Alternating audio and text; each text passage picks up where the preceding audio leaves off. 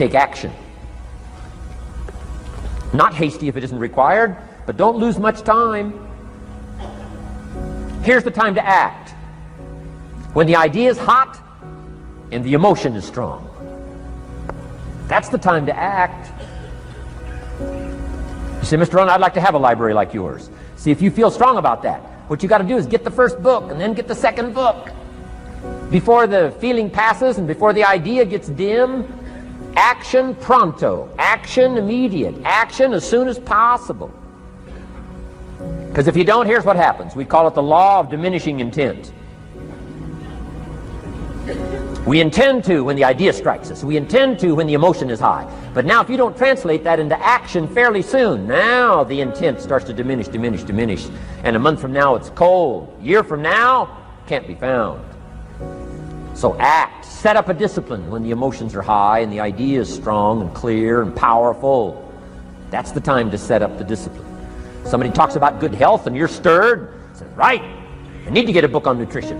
Get the book before the idea passes and before the emotion gets cold. Go for the book. Start the library. Start the process. Fall on the floor. Do some push-ups. Action. Got to take action. Otherwise, the wisdom is wasted. Otherwise, the emotion soon passes. Unless you put it into a disciplined activity. Capture it. Disciplines is called how to capture the emotion and how to capture the wisdom and translate it into equity. Disciplines. Now here's what's important about disciplines. All disciplines affect each other. In fact, here's a good philosophical phrase. Everything affects everything else. Nothing stands alone. Don't be naive in saying, well, this doesn't matter. I'm telling you, everything matters. There are some things that matter more than others, but there isn't anything that doesn't matter. Okay. We all pity the man who says, well, this is the only place I let down. Not true. Key to take home. Every letdown affects the rest of your performance. Every letdown affects the rest. This is part of the educational process on personal development. If you don't take the walk around the block, you probably won't do the apple a day. If you don't do the apple a day, you probably won't start building your library. If you don't build your library, you probably won't keep a journal, and you won't take pictures, and then you won't do this, you won't do wise things with your money, won't do wise things with your time, won't do wise things with your possibilities and relationships, and the first thing you know, 6 years of that accumulated, and we say you have messed up. So the whole key to reversing that process now is to start picking up these disciplines. Now here's the positive side. Every new discipline affects the rest of your disciplines. Every new one affects the rest. That's why action is so important. The least action, the smallest action. Take it. Because when you start accomplishing and the value starts to return from that one action, it'll inspire you to do the next one and the next one and the next one. You start walking around the block, it'll inspire you to get an apple. Get an apple, it'll inspire you to get a book. Get a book, it'll inspire you to get a journal. Get a journal, it'll inspire you to grow, develop some skills. All disciplines affect each other. Every lack affects the rest. Every new affects the rest. The key is to diminish the lack and set up the new. And you've started a whole new life process. Key. Also, one more thought on discipline. Here's the greatest value of discipline. Self-worth. Self-esteem. People are teaching self-esteem these days, but they don't connect it to disciplines. The least lack of discipline, and it starts to erode our psyche. One of the greatest temptations is to just ease up a little bit, right? The slightest lack of doing your best starts to erode the psyche. Instead of doing your best, doing just a little less than your best. Sure enough, you say, well, it's just going to affect my sales. No, it's going to affect your consciousness. It's going to affect your philosophy. Now you've begun in the slightest way to affect your own philosophy. Here's the problem with the least neglect. Neglect starts as an infection. And if you don't take care of it, it becomes a disease. And one neglect leads to another. And the worst of all, when neglect starts, it diminishes our self-worth, our self-confidence, our self-value. You say, well, how can I get back my self-respect? I'm telling you, you don't have to go to 29 classes. All you have to do is start the smallest discipline that now corresponds to your own philosophy, like I should, and I could, and I will. No longer will I let neglect stack up on me so that I will have the sorry scenario 6 years from now, giving some excuse instead of celebrating my progress. That's the key to discipline. Okay? Let's get kids involved in the least of disciplines. One more, and then one more, and then another one, and then another one, and then some more. And the first thing you know, you're starting to weave the tapestry of a disciplined life into which you can pour more wisdom and more attitude and more strong feeling, more faith and more courage. Now you've got something, a vessel in which to put it. And now the equities start to flow. And the early return, I'm telling you, if you'll start this process, the early return will have you so excited. You'll commit yourself to this strategy for the rest of your life. You'll never go back to the old ways. Join a new crowd. Join a new group.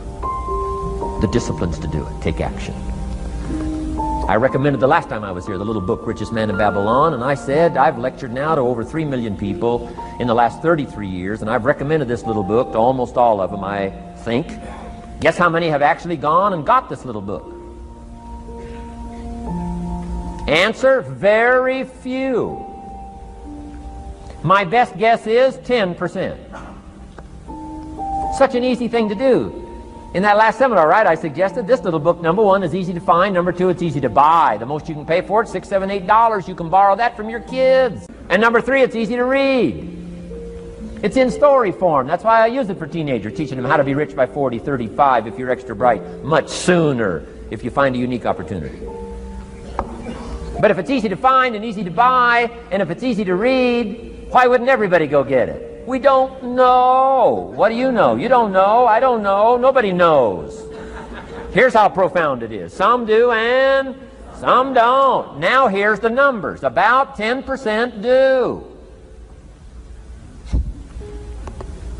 90% don't or won't. And we don't know the mystery of that. And I'm telling you, 10 years from now, those numbers will still be the same. 10% will, 90% won't. The numbers don't change. Only the faces change. You're looking at one of the faces. I used to belong to the 90% who couldn't be bothered even if it was easy. Guess how many people have a library card? Wisdom of the world available. Transform your life in any value amount you want. By the way, how much is a library card in Texas?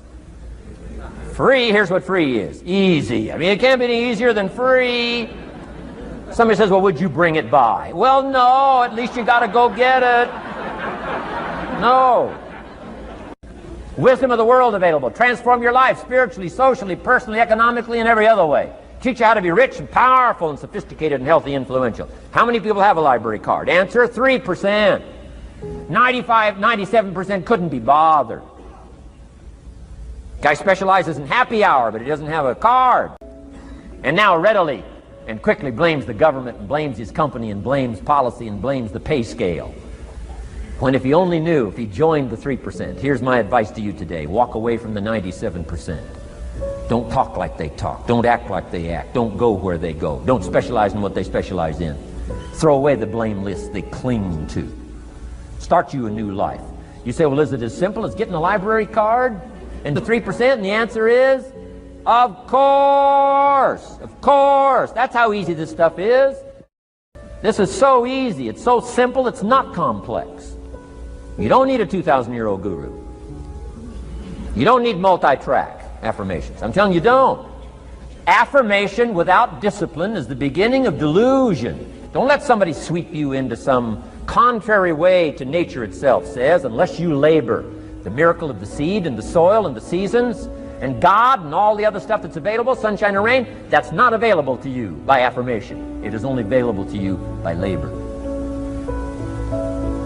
So labor well. Okay. Learn well. Discipline yourself well. I used to wonder why two people could work for the same company, one make twice as much money. Now see, that used to puzzle me. And maybe they were the same age, graduated from the same school, live in the same community, work for the same company, with the same products and the same services. They've got the same traffic, the same problems, and one makes $1,000 a month, the other one makes $2,000 a month.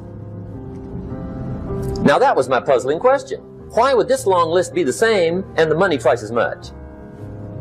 I asked, what's the difference between $1,000 a month and $2,000 a month? And I don't mean $1,000 a month, right? I could figure that out.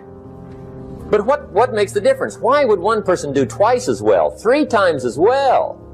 Speaking economically. Now, I know there's more than one way to do well. I understand that. But in this little narrow area called compensation, what's the difference? Well, back then, with my faulty thinking, I'm trying to reason it out. I thought, well, maybe time makes some of the difference, right? Some people do better because they have more time. I used to say, Harold ought to be able to do well. He's got a lot of time. If I had all of Harold's time, I could do well.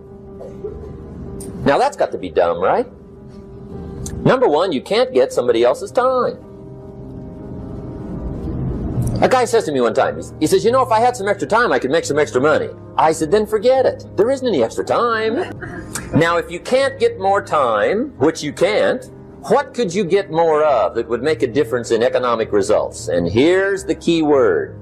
Make it a part of your notes. We're going to consider it tonight. The word is value. And I have a little phrase for your notes. Value makes the difference in results. Value makes the difference. You can't get more time, but you can create more value. Now, here's the first lesson of economics. Everybody should learn it from the time they're old enough to understand what a dollar means. How to earn one, how to get one, how to keep one, what to do with it. First lesson of economics. We primarily get paid for value. That's lesson 1. Bringing value to the marketplace. That's how you get paid. Let me give you the 4 major lessons in life to learn. Here's 4 majors. It's good to study the majors. In our weekend seminar we teach. Some people don't do well because they major in minor things. You've got to be on the lookout. At the end of every week, end of every month, you've got to check, make sure you're not spending major time on minor things. We go through that whole series. Majors and minors. Now, let me give you 2 phrases before we get to the 4 majors. This will set it up and you'll see where I'm going. 2 key phrases for your notes. Here's the first one. Life and business is like the changing seasons. That's the first phrase. Life and business is like the changing seasons. One of the best ways to describe life, it's like the seasons. Frank Sinatra sings, life is like the seasons. Now here's the second phrase. Very important. You cannot change the seasons, but you can change yourself. And see, that's how life gets better for you. Not by chance, but by change. Now, here's the 4 major lessons in life to learn. I've got my first book finished. Came out a couple of weeks ago. This is in it. The 4 major lessons in life to learn. Here they are. Number 1, learn how to handle the winters. That's lesson 1. They come right after falls with regularity. Some are long and some are short and some are hard and some are easy, but they keep coming. You must learn to handle the nights. They come right after days. You must learn to handle difficulty. It comes right after opportunity. You must learn to handle recessions. They always follow progressions for the last 6,000. See, it isn't going to change. The lesson you must learn is how to handle it. And there's all kinds of winters, right? The winter when you can't figure it out. The winter when it all goes smash. The winter when it turns belly up. The winter when it won't work, when you've run out of money and you've got a broken heart. See, those are winter times. There's all kinds. Economic winters, social winters, personal winters. When your heart is smashed in 1,000 pieces and the nights are unusually long. Your prayers seem to go no higher than your head. It's wintertime. You can't get rid of January by tearing it off the calendar. But here's what you can do. You can get stronger, you can get wiser, and you can get better. The winters won't change, but you can. And that's how life changes for you. See, before I understood, when it was winter, I used to wish it was summer. I didn't understand. When it was hard, I used to wish it was easy. I didn't know. And then Mr. Schoaf gave me a part of his very unique philosophy when he said, "Don't wish it was easier, wish you were better." See, that triggered my whole life change. Here's lesson 2. Learn how to take advantage of the spring. That's the second one. Spring is called opportunity. And spring follows winter. What a great place for it. If you were going to put it somewhere, that'd be the place to put it, right after winter. And pray tell, how often does spring follow winter? Every year with regularity, 6,000. You can almost count on it. See, opportunity always comes. Days follow nights. Isn't that terrific? Opportunity follows difficulty. But here's what you must learn to do. Underline these 2 words in that key phrase. Take advantage. Underline those 2. You must learn to take advantage of the spring. See, just because spring rolls around is no sign you're going to look good come fall. You gotta do something with it. Now here's what else you must do. Take advantage of the springs quickly, because there's only a few. Just a handful of springs have been handed to each of us. They don't come forever. Life is fairly brief. So you got to read every book you can get your hands on what to do with your springs while they're here. And take advantage, they soon run out. Here's the third major lesson in life to learn. Learn how to protect your crops all summer. You got to take care of what you start. Sure enough, as soon as you've planted your garden in the spring, the busy bugs and the noxious weeds are out to take it. And here's the next bit of truth. They will take it unless you prevent it. And that's the third major skill to learn. You've got to learn to prevent the intruder from taking all the good you start. It's one of the challenges. Here's 2 key phrases under number 3. First one, all good will be attacked. On this planet. Maybe not the next one we get to, but on this one, all good will be attacked. Every garden will be invaded. Not to think so is naive. And here's the second phrase. All values must be defended. Political values, social values, community values, family values, marriage values, friendship values, business values. Every garden must be tended all summer. Third major lesson. Now here's number 4.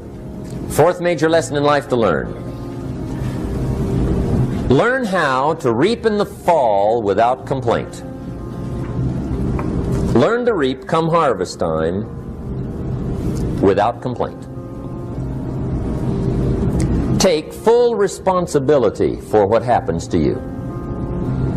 It's one of the highest forms of human maturity, accepting full responsibility. It's the day you know you've passed from childhood to adulthood, the day you accept full responsibility. And another note, learn to reap in the fall without apology. Without apology if you do well, and without complaint if you don't. That's maturity. There's nothing you can do about the past, but you can do a great deal about your future. You don't have to be the same person you were yesterday. You can make changes in your life, absolutely startling changes, in a fairly short period of time. You can make changes you can't even conceive of now.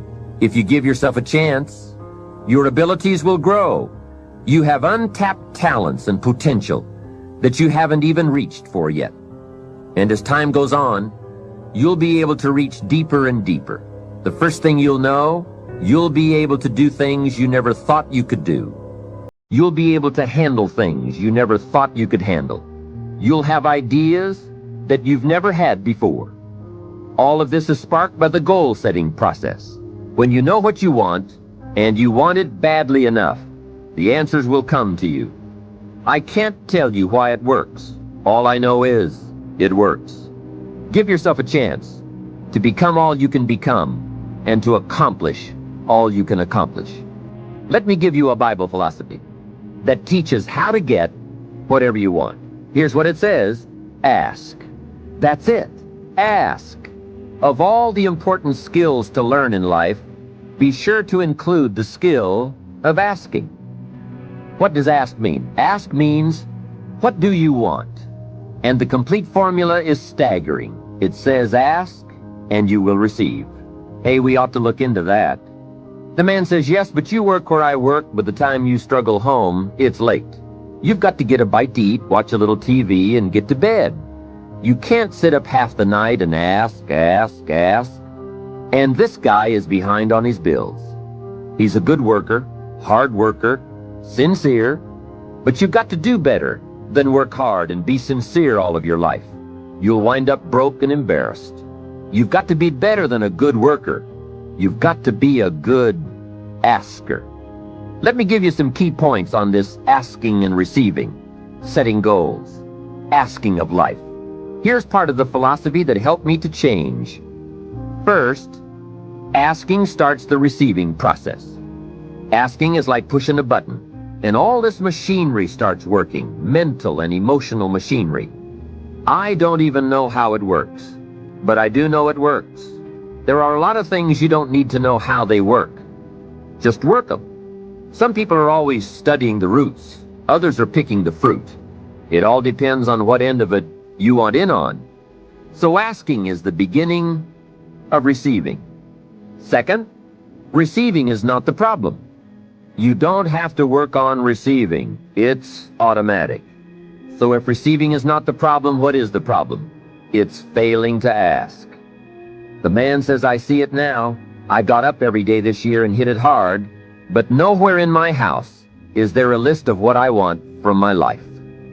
Can you see? Good worker, poor asker.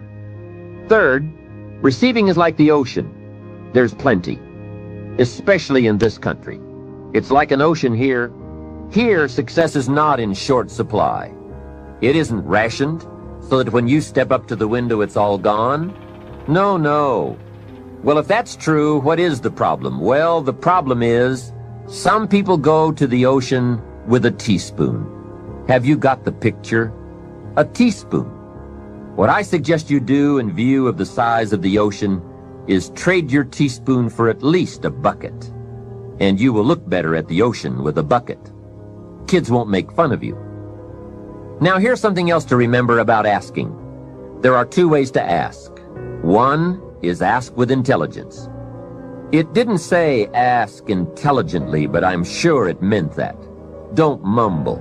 You won't get anything by mumbling. Be clear, be specific. Intelligent asking means how high, how long, how much, when, what size, what model, what color. Describe what you want. Define it. Remember, well-defined goals are like magnets. The better you define them, the stronger they pull. And give your goals purpose. Answer both questions. What do I want? That's the object. And the second question, what for? That's purpose. Purpose is stronger than object. What you want is powerful and it will pull. But what you want it for is more powerful. Here's the second way to ask. Ask with faith. Faith is the childish part. It means believe you can get what you want like a child, not an adult. Many adults are too skeptical. They've lost that wonderful childlike faith and trust. Don't let that happen to you. Believe in, have faith in yourself and your goals. And get excited like a child. Childlike enthusiasm. Nothing can beat it. Kids think they can do anything. How exciting. They hate to go to bed at night and can't wait to get up in the morning. Develop that kind of enthusiasm toward your life and your goals. And be curious like a child. Kids can ask 1,000 questions. Just when you think they're finished, they come up with 1,000 more. They'll drive you to the brink. But it's really a virtue. Have plenty of curiosity. Ask questions. That's how you learn. Here's the next one. Look around. You might have overlooked some people that need to be recognized. You might have overlooked some talent that you could be using to help in the training and conduct meetings. Don't miss some of the gifts that are close by you. Look around and say, who's doing a good job that maybe I've missed this last year? Look around and see if there aren't some people who need to be lifted up, who need your inspiration, who need your presence, who need your time. Here's the next one. Look down to the work. Look down to the soil that's ready for the seeds of opportunity that you will share by your voice and your invitation and your language and your meetings, your presentation. Look down to the work that your hands can work miracles. Look down to the task and see if there aren't some things you might have missed this past year you can pick up on this year and work miracles for yourself, for your future, for your organization. Here's the next one. It's a word of caution. Look out for the enemy that's on the outside as well as the enemy that's on the inside. Look out for your own thoughts that might deceive you, saying you're too short, you're too tall, you're too old, you've never done it before. What makes you think you can do it now? Look out for the temptation. I've told the story and it bears repeating. An ancient story that said there were two nice people. This is not a story of one bad person and one good person. The storyteller says this is a story of two nice people. However, and I want you to underline the word however, because that's the drama of life. However, one built his house on the rock and the other built his house on the sand. And sure enough, the storms came as they always do, and the one that built his house on the rock was saved. The one that built his house on the sand was lost. Here's what it means. Nice people can make careless decisions. Nice people can make foolish decisions. None of us are above temptation. That's why the great prayer says, lead us around temptation. Hopefully deliver us from the evil. Tempted to cross the line. A customer shows up across the street from where you live. And it's so easy to say, rather than being taken care of by someone who lives so far away, I can take care of you because I live just across the street. Don't listen to the tempter. Stay on track. Build on the rock. Look out for your own mind that would tell you your dreams can't come true. Look out for your own thoughts that would tell you that it's not going to work that well for you. Look out for that. Here's the next one. Look inside. Some of you have just started to develop your talents and your skills and your abilities. Some of you have done enough to reach this level, to reach these tables, to be in this room.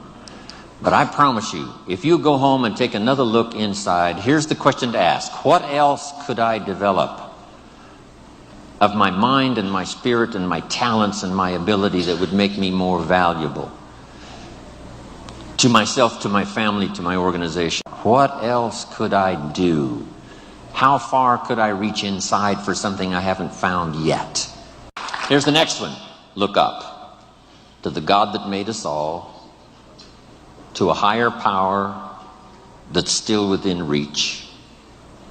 Draw on that spiritual part of human existence and human life. It'll work miracles. Once in a while I get a letter. Guess what it says?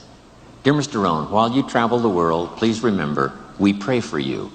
I thought, wow, that's what I felt at 39,000 feet. When I was a little weary and tired, somebody in South Africa was saying a prayer for Jim Rohn. All of that unseen miracle stuff that we all touch at times in our lives. I'm asking you to look up and draw on that experience, that comfort, that uniqueness that makes us who we are. Work harder on yourself than you do on your job. Develop the skills. Learn the lessons. Take the classes. Absorb all that is being taught to you these days? And then later on, of course, you can sort it out, what's valuable to you and how to refine it for your business and for your life and for your future. But the main thing is to get it and start this process of personal change, personal development. And let me say it one more time. If you will change, everything will change for you. You'll never be the same. You'll keep growing. As you look back on a few months, look back on a few years, you won't believe the progress you can make. Economically, your relationship with your family, your friends, and whether you're in sports or economics or whatever, I'm telling you, that whole process of committing yourself for personal change, personal value, can really make your life unique and worthwhile. Now let's cover the second subject, on setting goals. Mr. Shelf gave me some tips on setting goals that changed my life forever. And I want to share those with you. So let's talk about setting goals, and I also want to tie it to personal development, and you'll see how I'm going to do it as I progress here. Setting goals. We need to take a look into the future. There are 4 things to consider in terms of attitude. One is how you feel about the past. Best advice I can give you on that is treat the past as a school. Let it teach you the mistakes you've made, the things that went wrong, the things that didn't work. Don't use the past as a burden to carry, and don't use the past as a club to beat yourself to death. Past losses, past failures, past mistakes.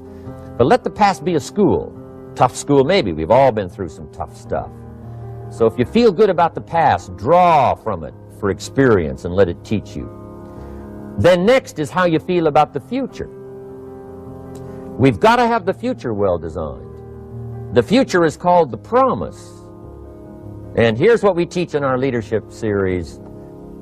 The promise of the future can be an awesome force for your own future. The promise of the future, designing the future. There's 2 ways to face the future. One is with apprehension, and the other is with anticipation. I promise you, in my travels around the world, most people face the future with apprehension. And here's why. They don't have it well designed. They've sort of left that up to someone else to fix. But here's the best way to face the future, with anticipation. And you can face the future with anticipation if the future is clear, if the future is well designed. And I would like to have you consider some thoughts with me that help me to really change my future by giving it some thought and some consideration. And here it is. In setting goals, it's very simple. Number 1, decide what you want. You just take a little time. You sit down and say, what do I want? What kind of skills do I want? What kind of income do I want for the future? What would I like? Where would I like to go? Places I'd like to visit. Habits I'd like to acquire. Skills I'd like to have. You just take a little time to think about what you want. Economics, friendships, people you'd like to meet, places you'd like to go. You just take some time. And then I suggest, when you've thought about what you want for the future, make a list. Just jot it all down. It's really a very simple process. And then here's number 3. Keep all the old lists. I'm telling you, this served me so well, keeping my old list of goals. I look back now 10, 20 years ago at goals I set, lists I made, and I smile now because here's what I thought was so important, 20 years ago. Now some of those things aren't even on my list. I've got a new list. I've grown, I've changed, I've matured. But I give you that advice. Decide what you want. Number 2, write it down. Number 3, keep the old lists. And then here's number 4. When you get something that's on one of these lists, check it off. Part of the fun of having a list is checking it off. And then if you can add some drama to checking it off, see, that's what really helps. I set a goal to go to Spain many, many years ago. And when I finally made my first trip to Spain, I had that journal with me that had that list in it. And while I had my journal on my lap, waiting for the wheels to touch down in Madrid, I waited until the wheels touched the runway, and I checked it off. Just adding a little drama. So, part of the fun of having a list is checking it off. Now, here's what's important about the lists and designing your future. If the future gets clear, the price gets easier. Because you got to remember, for every promise, there's a price to pay. Everybody's got to pay the price. Everybody's got to do the deal. Everybody's got to do the disciplines. Everybody has to pay. But here's what I've discovered. If the promise is clear and powerful, the price is easy to pay. The price is some classes. The price is a few books. The price is a few disciplines. The price is finding something that'll make your life better, make you grow, make you change, make you develop. So the first part of the key is to design the promise. Then, what is the price to pay? I'm telling you, the price will be easy. Anybody in my audience can pay it, no matter where you are, where you come from. Color doesn't matter, religion doesn't matter, where you grew up doesn't matter, circumstances don't matter. I'm telling you, if you'll make the promise of the future clear for yourself, the things you want, the places you want to go, the things you want to have, the person you want to become, the skills you want, the homes you want, the future you want, the friends you want, all of the values of life that you could possibly want.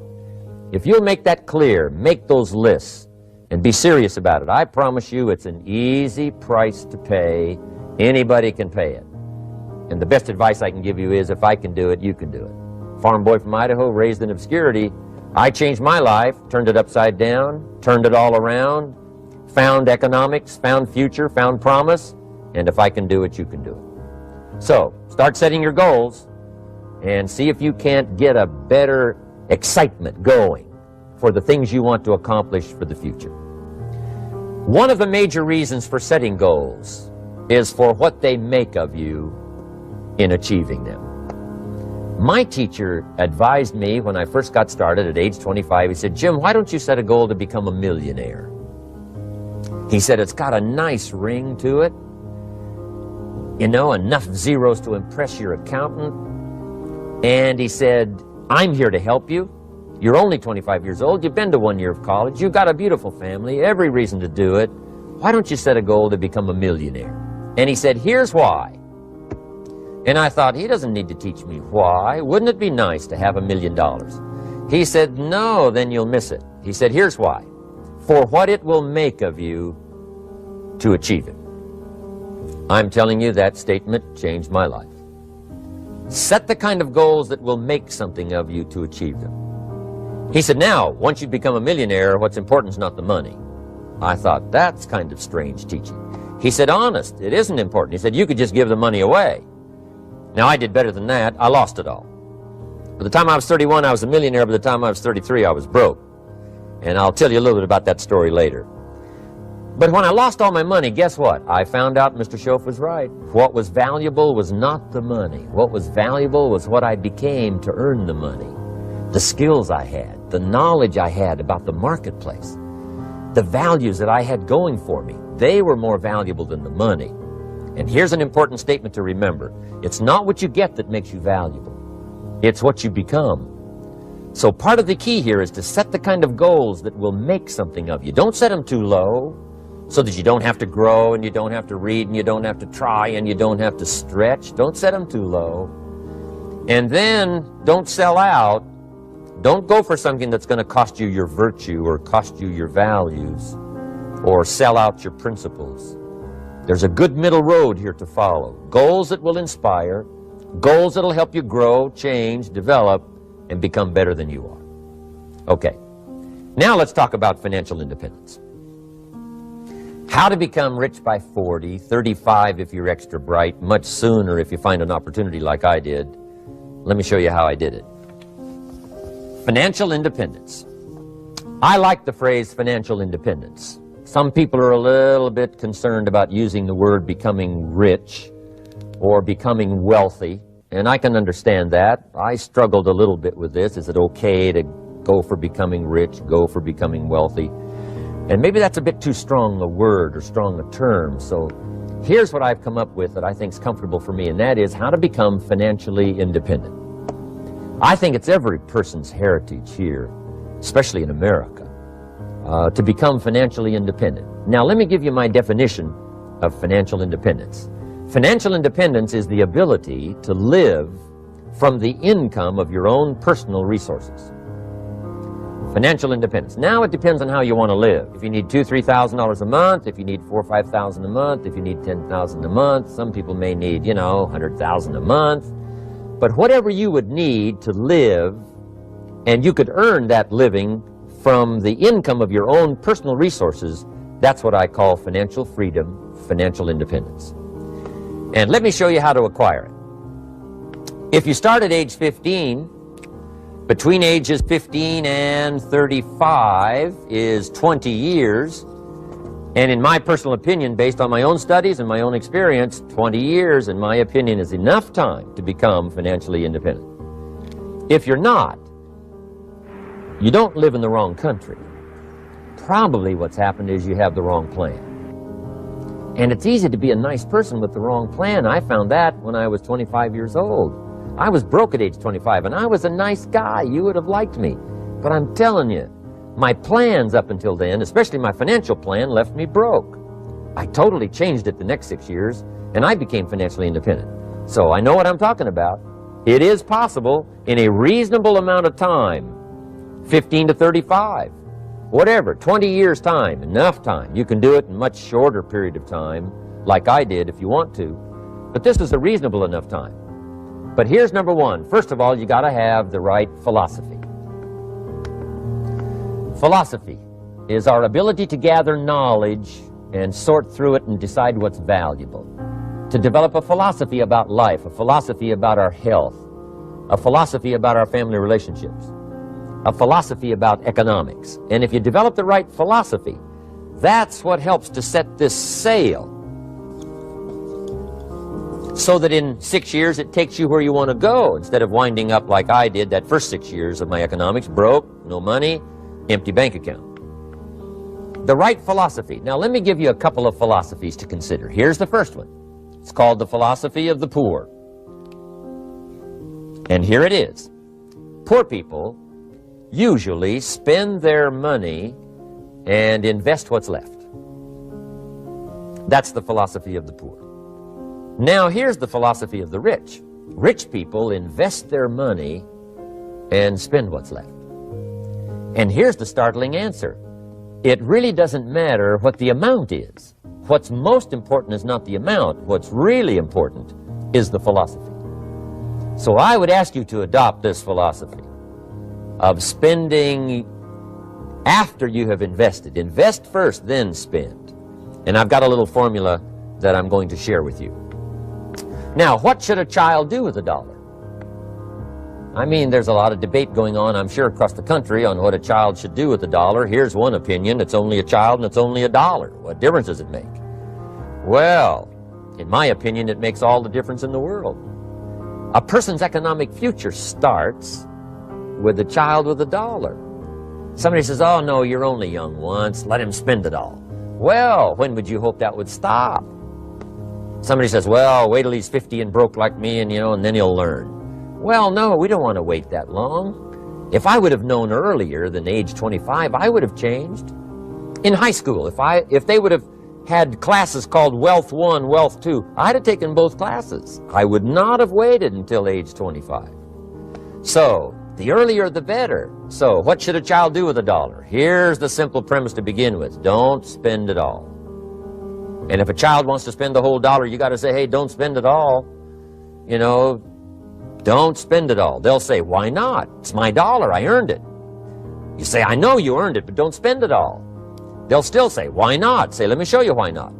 So you put them in your car, take them to the other side of town, and show them where people live that spend the whole $1. You just drive them around. Kids learn best by visual. Just drive around and say, would you like to live here? Kid says, no. Would you like to live like these people live? Kid says, no, no. Then you can't spend the whole $1. So, kids will get the message. So, take them to the other side of town and show them around, unless you already live there, and then just show them around. Anyway, don't spend the whole $1. Now, let me give you my best view of what to do with $1. And I promise you, if you started at age 15, now if you're over 15, right, you've still got plenty of time. You still got 20 years. If you're 30, you still got 20 years. I mean, you still got plenty of time to start what I'm about to share with you. What to do with $1. Here's my first bit of advice. Never spend more than 70 cents.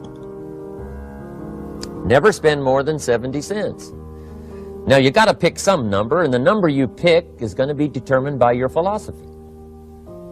It's going to be determined by what you've been taught or your experience teaching yourself. When I first met my teacher, Mr. Schoaf, I was at about 110% of each dollar. You know, I'm down at budget finance, hawking my furniture and my car one more time. And then I learned a whole better formula for financial independence. Number one, don't spend more than 70 cents.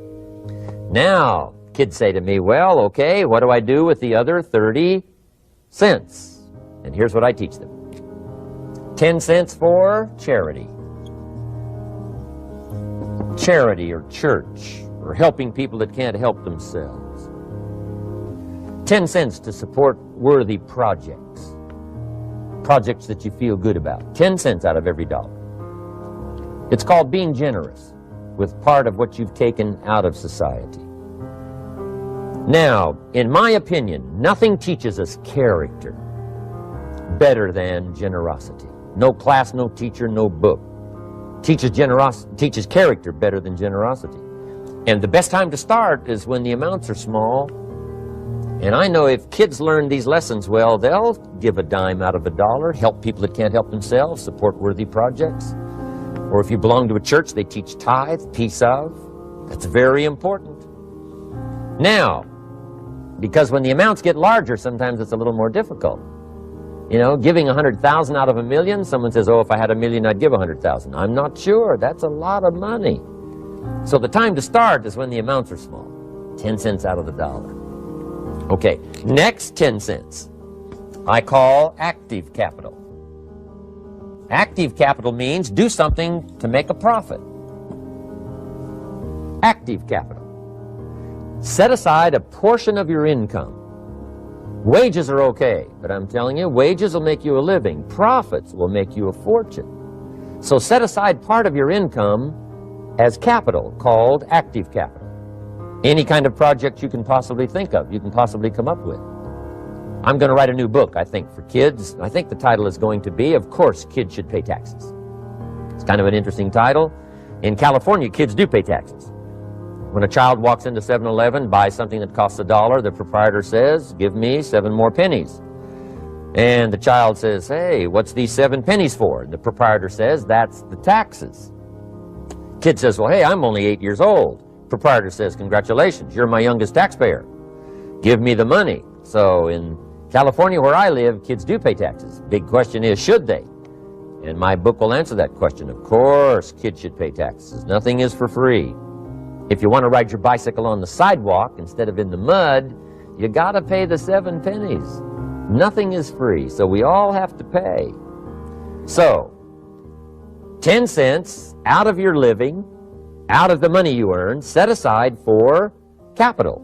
Capital to try your best to show a profit. And in my book, it's going to be all kinds of ways kids can make money, right? 2 bicycles, one to ride and one to rent. I mean, you know, it doesn't take long to figure out some enterprise that'll start making a profit. Then you must jot this down if you're taking notes. Profits are better than wages. One, you can't usually start wages until you're about 16, 15, 16, but you can make a profit long before you're eligible to start earning wages. And then there's no limit to profits, and they can double and triple and quadruple. You know, there's no limit. It's incredible how fast profits can grow. So profits are better than wages. Wages make you a living, profits make you a fortune. Now, the third 10 cents is vitally important. I call it passive capital. Capital you let somebody else use. A financial institution, stocks and bonds, mutual funds, whatever. Let someone else use it, you furnish the money, they use it to make a profit, but they pay you for the use of it, called interest. And here's one of the things that'll make you financially independent fairly quickly, and that's called compound interest. And this is how you get it. Letting someone else use a portion of your money, your substance. They show the profit, they pay you interest. And this passive capital, I'm telling you, over a sustained period of time, if you'll develop this little 10, 10, 10, and 70, especially starting at age 15, I'm telling you, by the time you're 35, you will be financially independent. You'll have the ability to live from the income of your own resources. And then one more point on passive capital. There's a Bible philosophy. I'm an amateur on the Bible. But there's a Bible philosophy that teaches the borrower is servant to the lender. And if you want to be in a powerful position as you grow older, finally when you become mature, maybe have your own business, things have worked out for you for the future, the position you always want to be in is the power position, and that's called the lender. The lender is the power position. So if kids learn early enough, and then you ask them what they'd like to be when they grow up, I'm telling you, once they understand, they'll say, well, one of the things I want to be is one of those lenders. That's the power position, not the spender. No, you'll be pitied the rest of your life if you just become a spender. You got to become a lender. And I think this is the one formulas to follow. 10 cents out of every dollar. Let someone else use it. Be the lender, power position. Then try to show a profit. Can't we teach our children how to take $1, search the neighborhood, find a broken wagon, pay $1 for it, bring it home, you know, clean it up, sand it until it's clean, paint it red till it shines, straighten out the wheels till they're true, take it back to the neighborhood, sell it for $5? Anybody can do that. Now, does the child deserve $4 profit? And the answer is yes. Society now has a mended wagon. And that's what America's all about. Finding something, touching it, making it better, making a profit, taking part of your resources, helping people who can't help themselves.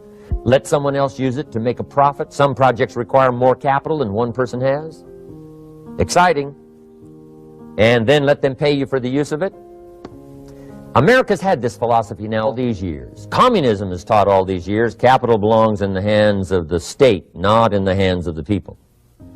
We've been teaching all these years capital belongs in the hands of the people, not in the hands of the state. And we turned out to be right. Capital in the hands of the kids, capital in the hands of the people. Enterprises that make a profit, enterprises that grow. It's the hope of our future. So that little simple formula, I hope, will help you. Now, one more key on financial independence, and that is attitude. Attitude. Here's number one. I used to say, I hate to pay my bills. My teacher straightened me out on that. He said, let's see, Mr. Rohn, what you hate to do is pay $100 on an account and reduce your liabilities and increase your assets. I said, well, no, not if you look at it that way. He said, well, it all depends on how you look at it. So wouldn't you love to pay your bills, reduce your liabilities, increase your assets? You got to have that kind of attitude. I found out the same attitude about taxes. I used to say, I hate to pay my taxes. And Mr. Shove said, well, that's one way to live. But don't you understand? Taxes is how we care and feed the goose that lays the golden eggs. Wouldn't you want to do your share? Someone says, yes, but the goose eats too much. Probably true. But hey, we all eat too much. We all need to go on a diet. Better a fat goose than no goose. So I finally became a happy taxpayer. Now I think taxes are too high, so I'm working to get taxes lowered for our economic future. But then whatever they turn out to be, I gladly pay and do my part, because that's what makes the whole system run, each of us doing our part. Now, I want these three subjects to be valuable for you. I want them to have meaning for you. I want you someday to be financially independent. I want you to have the personal development so that you feel good about yourself. If I had a chance to meet you someday, I'd like to have you show me the list of goals that you got started and say, Mr. Rohn, here's some I've already checked off. Here's the books I'm reading. Here's what's happened. I'm developing the skills. I'm better this year than I was last year. I've got more self-confidence. My skills are developing. That's what I want for you. And now I'd like to leave you with these 4 questions called questions to ponder. These questions were valuable for me, and I want to make them valuable for you. Here's the first one. Why? We all ask why we should work this hard. Why take that many classes? Why go to school that many years? You know, why take the notes? Why read the books? Why work that hard? Why put yourself through the push-ups and the disciplines? Why? Good question, why? Best answer to why, I think, is the second question. Why not? Why not see how many books you can read, how many classes you can take, how many skills you can develop? Why not see how valuable you can become to the marketplace and to your friends and to your family? Why not see what you can make of yourself? Why not see how far you can go, how much you can see, how much you can earn, how much you can share? Why not?